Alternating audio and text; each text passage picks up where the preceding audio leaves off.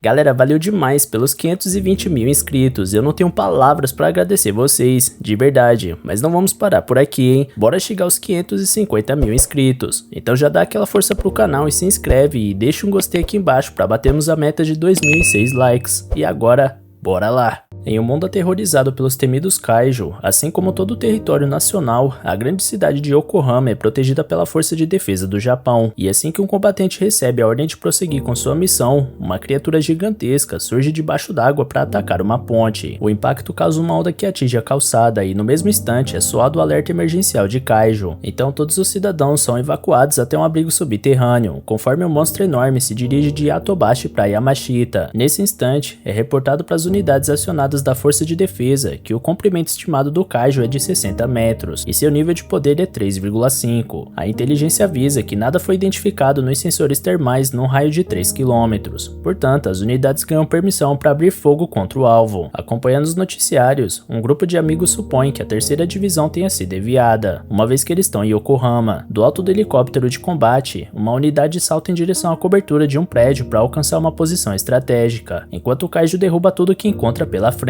Unidades de infantaria são alçados à linha de frente para combater o inimigo de perto e causar uma distração, e o monstro enorme tem dificuldades contra oponentes tão pequenos e ágeis. Em pouco tempo, a unidade estratégica encontra o local perfeito para disparar um projétil explosivo contra o peito do Kaiju, que tem seu torso explodido, causando uma macabra chuva de sangue. Após a chegada do maquinário de extração do Kaiju, um homem degusta um delicioso hambúrguer, inspirado pela cena das tripas espalhadas por Yokohama. Embora pareça uma bagunça daquelas, o homem é um funcionário da equipe de limpeza responsável por essas criaturas, portanto os restos mortais delas significam mais uma bolada de hora extra. Enquanto isso, a população salda os talentosos integrantes da terceira divisão, que mais uma vez controlaram o perigo sem sofrer nenhuma baixa. Liderados pelo capitão Ashiro, o grupo atingiu o patamar de heróis de Yokohama e são reconhecidos como os legítimos anjos da guarda dos cidadãos diante da ameaça Kaiju. No meio do desfile após essa vitória, o humilde faxineiro parece perdido entre a plateia alucinada. Afinal, Kafka Ribino estava se preparando para sua própria batalha, que começa fora dos holofotes da mídia e dos aplausos da torcida. A serviço da Izumo Tech, além da limpeza, seu time é responsável por coletar uma amostra do Kaiju abatido, e por isso Kafka solicita uma motosserra de calor para cortar a gordura presa à mandíbula do monstro. De repente, um dos órgãos do Kaiju explode e causa um acidente de trabalho, provocando uma grave queimadura na perna de um operário. Segundo Kafka, sempre que a terceira divisão entra em ação, eles deixam essa bagunça para trás, o que dificulta para distinguir os órgãos que podem ser perigosos. De toda forma, não é apenas esse o problema a ser considerado, levando em consideração que a equipe de limpeza recebeu ordens de terminar o serviço até o fim de semana, mesmo que o animal de 60 metros tenha sujado a cidade por quilômetros à sua volta. Como se não bastasse, Kafka é enviado para a limpeza do intestino diante da falta de um funcionário, e digamos que essa não é a parte do corpo mais agradável para se trabalhar, se você levar em conta o que é produzido nessa região do corpo. Segundo reza a lenda na Izumo Tech, o operário que é mandado para o intestino sempre fica um bom tempo sem conseguir comer, devido à natureza desse serviço inconveniente. Ao chegar em casa, Kafka está exausto depois do pesado expediente, e para piorar, ele ainda consegue sentir o cheiro das fezes do animal queimando em suas narinas, por isso ele assou o nariz como se quisesse arrancar o fedor à força. Atrás dele, a TV destacava a atuação heróica da terceira divisão da Força de Defesa, e sua jovem líder Mina Shiro, que além de ter alcançado a patente de capitão aos 27 anos, a oficial possui em seu repertório centenas de Kaiju abatidos. Acompanhando a matéria, Kafka se lembra de quando prometia ao lado da mina que eles iam exterminar os Kaiju juntos, porém seu pulmão de fumante era a prova viva de que o tempo passou, junto com suas ambições infantis. Ao desligar a televisão e ver seu reflexo na tela, Kafka se questiona como foi parar ali, mas apenas um breve pensamento acerca da sua condição de vida atual faz o jovem perder a calma.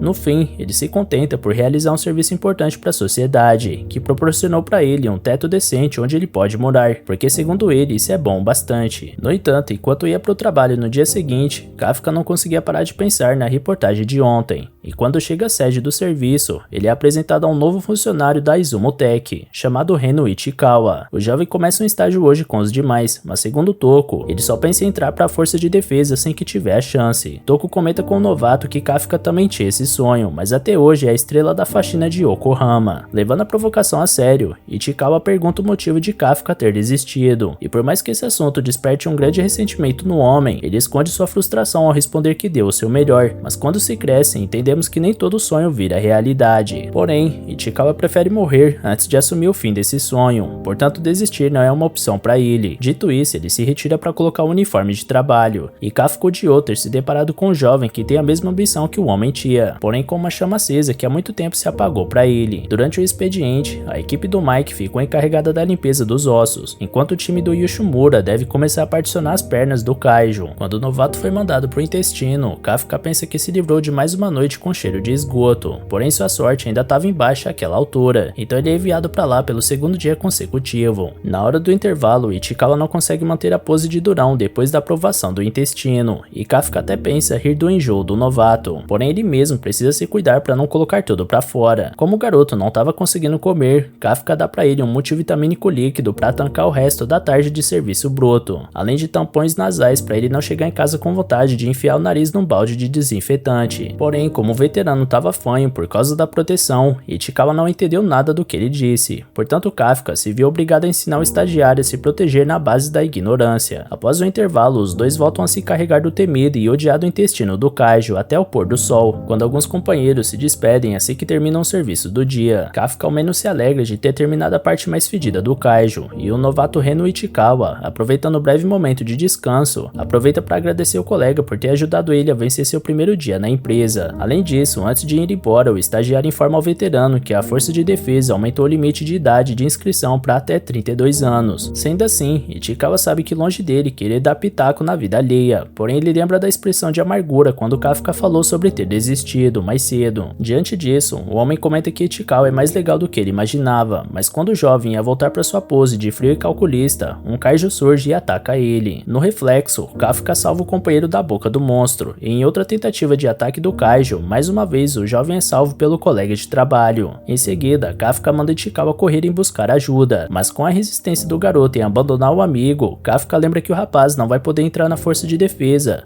se tiver enterrado a 7 palmos do chão. Com a partida do Ichikawa, o homem restante atrai a criatura para cima de si e corre o mais rápido que pode até encontrar uma abertura íngreme onde o Kaijo não consegue passar. Seguindo no pique pelo corredor, Kafka atravessa a galeria até pular pela janela do outro lado. Nesse mesmo instante, lembranças de uma infância ao lado da mina emergem, onde ele avisa para sua inconsolável amiga que os Kaijo destruíram a escola onde eles estudam em suas casas. Por isso o pequeno Kafka lamenta não ter matado o Guramon. Mina critica o amigo por só se importar com isso nessas circunstâncias, afinal, a Miko, sua gatinha, morreu nas mãos daquele demônio. Sendo assim, os dois dizem ao mesmo tempo que vão entrar para a força de defesa, e Kafka desafia a mina para ver quem vai ser o oficial mais maneiro antes, para depois os dois lutarem juntos contra a ameaça Kaijo. No entanto, o homem se encontrava sozinho diante dessa criatura grotesca, e ao encontrar uma barra de ferro no chão, ele tenta bater de frente com o Kaijo e com sua frustração por não estar na força de defesa, mas a força e velocidade do inimigo são avassaladores, então logo o humano é jogado pelos ares enquanto se pergunta mais uma vez como foi parar ali. Sem misericórdia, o Kaijo pisa em cima dele e se prepara para fazer sua refeição, já que não pode mais lutar por sua vida. Porém, Ichikawa atrasa a janta do monstro ao acertar ele com uma placa de trânsito, ao passo que anuncia ter chamado reforços. Kafka critica a decisão do companheiro de retornar, porém Ichikawa não se veria como um digno membro da força de defesa se simplesmente deixasse o camarada para sua morte. Ouvindo aquilo, Kafka se lembra de quando foi eliminado no teste para ingressar na força anti-Kaijo, e agora lá estava ele, debilitado ao ponto de deixar seu parceiro lutando sozinho contra um monstro dessa envergadura. Diante da realidade, Kafka aceita que não é capaz de proteger seu colega de trabalho, assim como nem ao menos salvou a gatinha malhada da sua amiga. Ainda assim, existe alguém capaz de realizar isso, e através do seu tigre branco e do seu rifle, Minashiro anota mais um Kaijo para o seu portfólio em poucos segundos, antes de ordenar que alguns subordinados iniciem a operação de resgate, enquanto pessoalmente ela vai verificar a presença de outros Yojo na área junto do seu time. Ao ser hospitalizado, Kafka reflete sobre como a mina derrubou aquele monstro em poucos segundos.